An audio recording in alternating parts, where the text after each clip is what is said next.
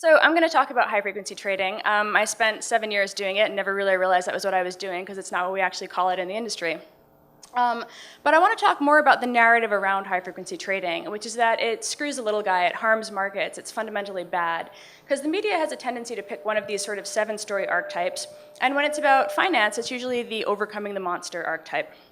So this is interesting because in most other industries, we see that as progress. We see the involvement of technology making us better. It makes us faster, maybe safer.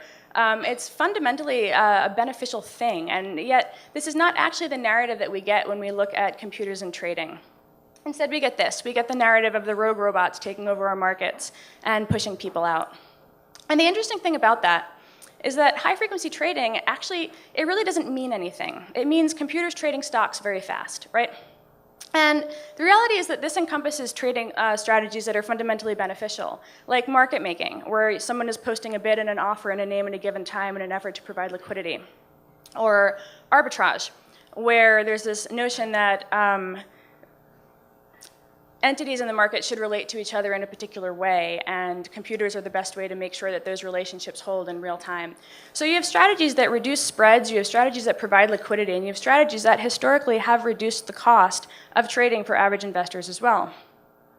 But most of what we hear about when we hear about high-frequency trading is flash crashes. So I thought it'd be kind of fun to walk through that. And the flash crash started when a mutual fund put out a massive sell order in the S&P 500 futures.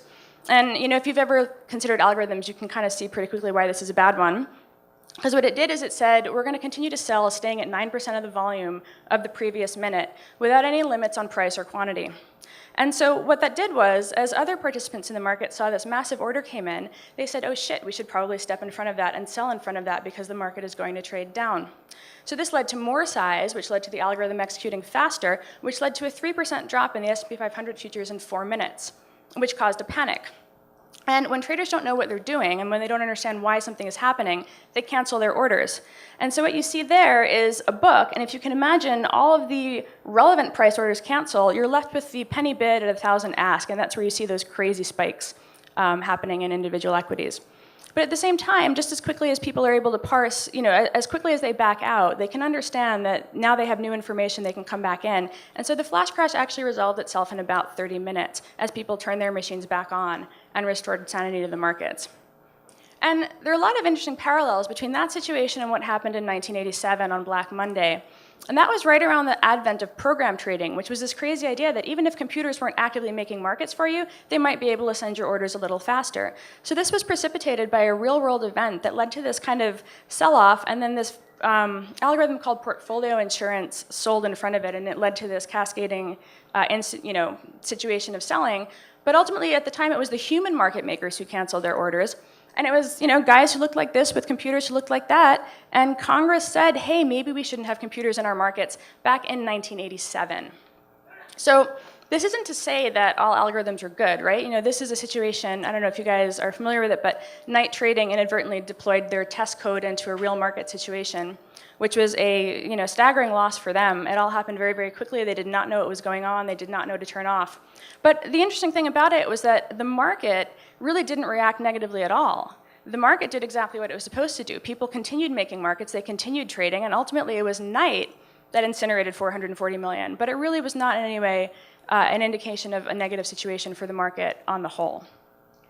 And just as an example of ways that individual people can also incinerate a lot of money, that was an order in 2005 put in by a guy in Tokyo who mixed up the quantity and the price. He typed it into a terminal and incinerated $340 million. One guy, one order. So the reason computers were brought into trading in the first place was actually to avoid situations like that. It was because computers are capable of doing these kinds of executions faster than us and better than us. You don't see human biases coming into play when a computer is running your strategy. Largely, things like anxiety, stress, pressure don't affect computers the way that they affect us. And this is the old way. The guy who stood in the pit and yelled the loudest got the fill. And that was the pinnacle of market technology back when that was happening. So this isn't to say that everything has been sunshine and roses since computers got involved in trading. But what it does say is that there are situations like this. This is actually quotes in the market, not actual trades. And so what you're seeing there is you're seeing this phenomenal volume of quoting as algorithms are basically pushing more and more quotes into the market. That's not necessarily a positive thing. In fact, it's very negative because it messes with other people's algorithms. But this is not the conversation we want to be having, right? This is not the tone.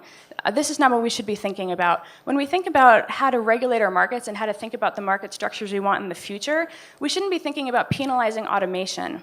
High-frequency trading does have a PR problem. It's affiliated with an industry that most people don't understand and don't trust that was largely responsible for the 2008 recession. But ultimately, at the same time, we shouldn't be advocating for a return to the guys in the pits yelling really loud because we're more comfortable with the idea that humans should be trading and not comfortable with the idea of a computer doing it. Because the reality is that maligning computerized trading strategies because they are computerized is the wrong way to think about our financial markets. The end.